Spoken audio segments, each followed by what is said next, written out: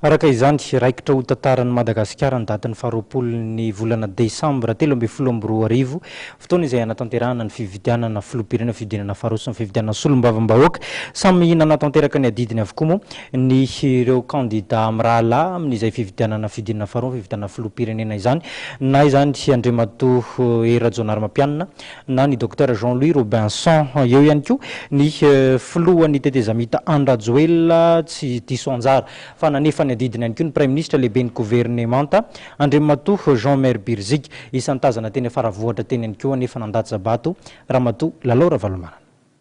Tamin'ity zoma maraina ity no nisafidy nanatotosan'ny fandratsaham-bato ny candidat filoham-pirenena lalana fahatelo amby telopolo ny docteur Jean-Louis Robinson. Kindalana ity ny fiovan'ny Madagasikara ny tsaratsara ary mampanantena an'izareo maroko malagasy fa ity dia fihavanana firesikam-pirenena irosoan'ny Madagasikara any amin'ny fandrosoana. Tesan'ny CEG Tsimbazazy io maraina io ny candidat Hery Rajaonarimampianina naharana fahatelo ny Nandazabato. Afatra ho an'ny malagasy tompoko. Tsisy interview. Tsisy interview azafady tompoko. Tsisy interview azafady fa give an interview for. Ny maraina teo teny amin'ny lycée agricole Ambatobe, toerana misy ny fandatsaham-bato na voasoratra azy, ny filohan'ny tetezamita Andrajoelina Mivado no nanefa ny adidiny ka nandeha nifidy.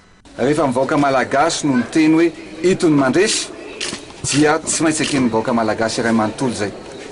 Teny amin'ny EPP Vohibola no nanefa ny adidiny ny Prime Ministre Jean-Maire Birzika. Rehefa avy namita ny adidiny tena dia nisy ny tafafona ataony tamin'ny mpanao gazety. Andro manatantara ho an'ny Madagasikara tanindrazantsika ny androany.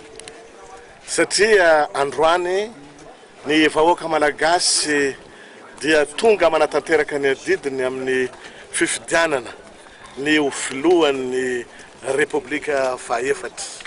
Zay nilazako teo hoe mbadiniony zay ho tonga ho président rehefa avy eo ny izao fazotony vahoaka zao te hiavotra zao. Anisan'ny olom-pirenena tonga nanefa ny adidiny androany maraina ihany koa Ramatoa Lalao Ravalomanana ka tetsy amin'ny lycée Jules Ferry Faravohitra no nanatanterahana izany.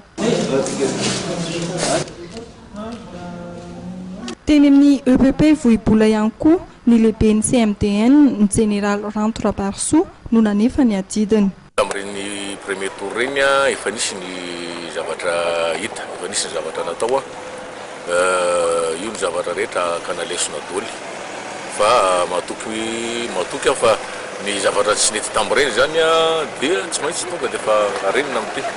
Tonga naneho ny safidiny ihany koa ny candidat Raltera Randrianandraima sy ny ministra Ianta Randriamandranto.